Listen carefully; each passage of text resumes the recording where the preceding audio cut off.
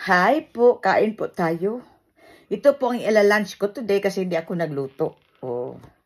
Ito lang burger lang tapos ang daming cheese na nilagay ko. Oh, ayan oh. Ayan.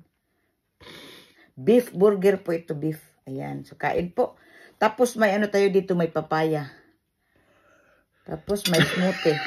Ayan. Kain. Kain po tayo ninyo.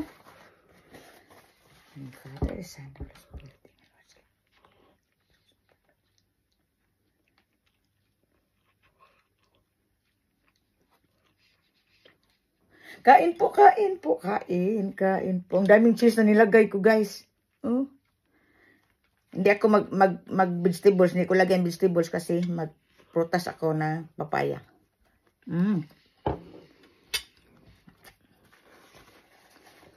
Sasabihin pala ako sa inyo.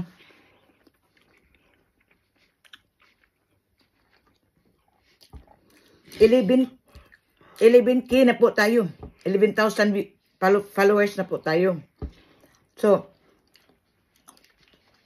nag-start lang po ako gumawa ng mga reels o dito sa Meta World nung last year pa lang, 1 year pa lang po.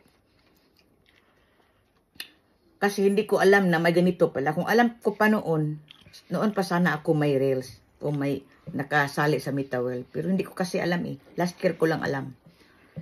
Kaya ngayon, nagsahod na tayo pero hindi ko pa nakuha kasi nasa inano pa ni Mita yung inano ba yung kasi yung may kuta eh pag maka $100 na saka na ako mag-start monthly ng sahod. O diba? Gawa din kayo ng reels, mag-reels na kayo. Mag-reels na kayo kasi masaya, may pera pa. At tapos hindi mo na kailangan pang lalabas ng bahay. Nakaano itong reels nakatulong sa atin. But, first of all, susunod po tayo sa utos ng Panginoon dahil wala tayong magagawa sa reels kung walang Panginoon.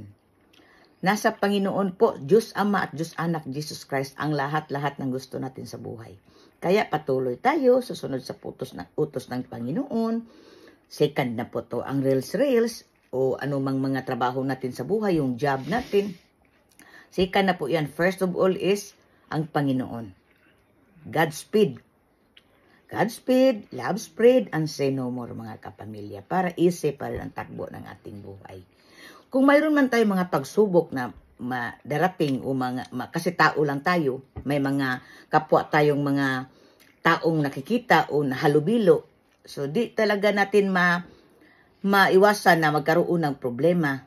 Dahil hindi lang tayo nag-iisa dito sa mundo ng mga tao. Kaya, magkaroon tayo ng mga problema, mga sakuna sa buhay, pero dali lang natin yan malampasan dahil andito ang Panginoon. Tatawag lang tayo Diyos Ama at Diyos Anak, Jesus Christ. So, tutulungan talaga niya tayo. So, ayun mga kapamilya. Yun ang nakakasarap. So, ayun, yung reels natin, extra lang yan para tapos, enjoy lang yung reels. Instead, lalabas tayo ng bahay, makipagchismisan sa labas kung ano-ano yung ginagawa ng iba. So, pag mag-reels tayo, hindi na. Lalabas man tayo ng bahay, cellphone ang gamit natin, tapos nag-video tayo, makikita pa niyang iba, yung ano ang mga nasa palibot natin, nasa natin. Yung mga nature, papakita natin kung ano ang Norway, o ganun. So, mga ganun guys. O ano ang mga kinakain natin pag nasa Panginoon tayo, o ano ang dapat kainin, yung mga ganun. So, ayun guys, God bless po sa ating lahat. Kain po. God bless everyone. Ang sarap din ng papaya, matamis. Nung papaya ko pa to guys, so isa. Hindi ko naubos pa. Hindi pwede naubos. Sarap. Kung pwede pa lang ito itanim, itatanim ko na itong liso. Ano na to guys eh? Yung galing to ng what you call it one? Hindi, Vietnam yung isa. Galing po to guys. Tapos malayo. Ang super mahal pa. Pero walang mahal pag vegetables or prutas. Prutas kasi to Tapos, sa atin na ano natin to ba, nasanayan natin kumain ng mga ganito sa Pilipinas. Kaya, hinahanap-hanap natin dito sa ibang lugar. Kahit mahal, dahil gusto natin at sa katawan, kain, bili, kain. So, ayun guys. So, God bless po sa ating lahat. Bye muna. Bye.